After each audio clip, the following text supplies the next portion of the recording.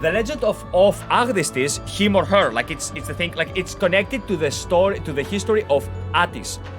History is given to them in two versions. The first one from Pausanias. We have already spoken about Pausanias when we spoke about his interpretation with Hephaestus. For example, there we go. Pausanias is the same philosopher. He's the same historian and geographer, okay, that wrote about Hegemone being one of the names that the Athenians gave to the Charites, okay? He's the one that said Hegemone has to do with the fall, with the autumn, okay? He is the dude that was behind that, okay? Now, that aside, he also has an approach here. Now, the second one was written by the Latin rhetor Arnovius, okay? We're gonna talk about Pausanias, okay?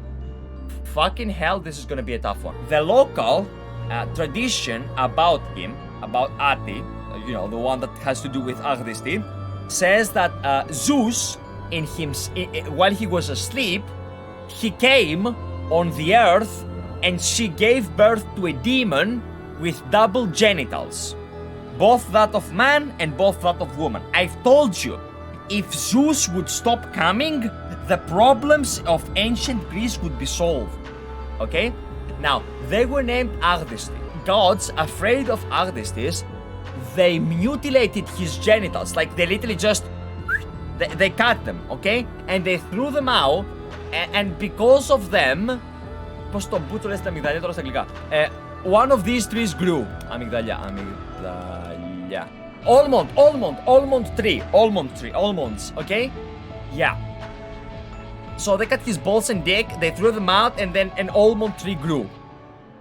When the seeds became ripe, they say the daughter, well, more like adopted daughter, of Sagarius River, she was one of the nymph Sagaritida, okay?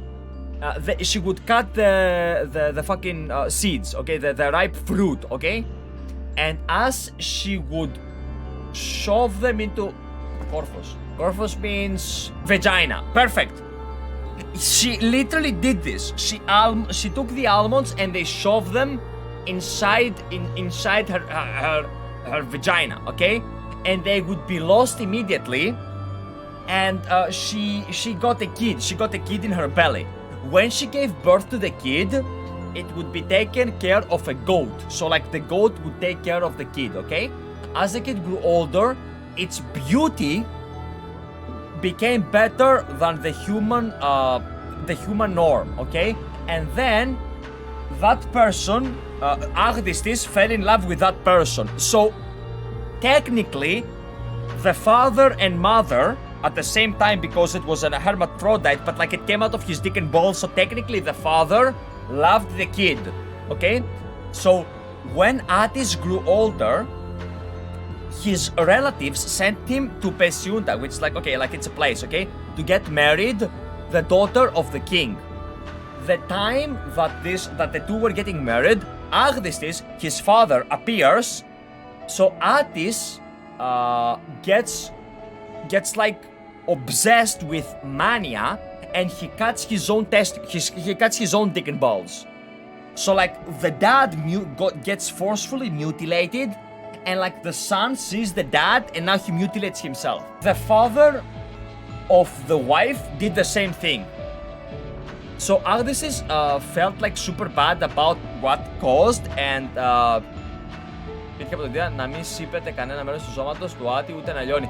So like he was super sad, and he asked Zeus so that Attis, his son, never melts, like never rots and decays and dies.